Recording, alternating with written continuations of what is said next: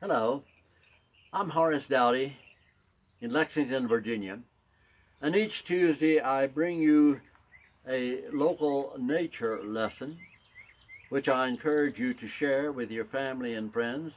Go to Horace Douty YouTube, click on the like button and the subscribe button, and then click on the little bell icon so that you'll be notified. And share these lessons, these nature lessons, with your family and your friends. You can enjoy them, and so can your friends. I appreciate that. Today, I want to talk about the tomato. Tomato has an intriguing history. Today, it's the most popular, I believe, vegetable that is planted, or fruit or vegetable. We still don't know whether it's a fruit or vegetable, that's planted in American gardens.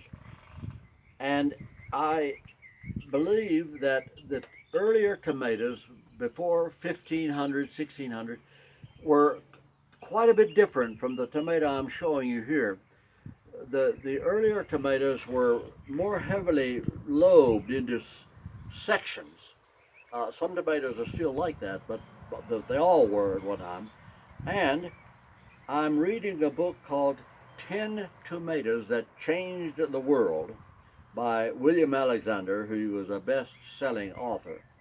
And until the 16th century, he tells us, tomatoes were considered evil. They smelled bad, they tasted rotten, they were poisonous. People were convinced of it. Well, those tomatoes must have been different than they are today, because I have never found a tomato the least bit offensive in smell. They were called love apples even in my childhood. I'm not quite sure, I have some ideas why they were called love apples, but they were considered poisonous, and varieties are red and orange and yellow, but they are in the tomato, in the nightshade family, which is a poisonous group of plants, but so are potatoes and peppers. But Italy learned to eat the tomato. They used tomatoes in sauces, soups, and finally, much later, in pizza. And that's what made tomato famous. Pizza. Tomatoes are pretty. When you cut them up, they're bright and red and dress up any salad, and they taste good. They were not round at first, but now we think of a tomato as round. But in America, a man named Henry Heinz made tomatoes ketchup a staple, not only in every kitchen in America, but in every restaurant. Can you believe it? That even pretty good classy restaurants will put a Heinz bottle of ketchup on the table. They don't do that with mayonnaise. But that is what made the tomato a staple.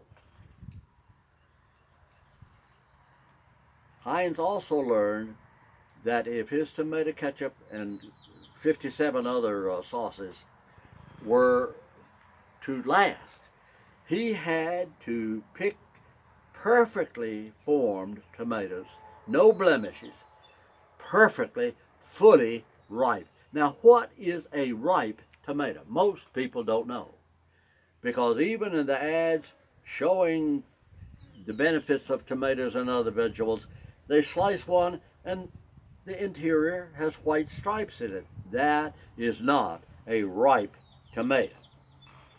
A ripe tomato is the same color through and through. But that is when they are the very best flavor, best quality, best texture. But when you enjoy this tomato, remember that for many centuries it was considered rank, dangerous poison. That is your nature lesson for today, the tomato.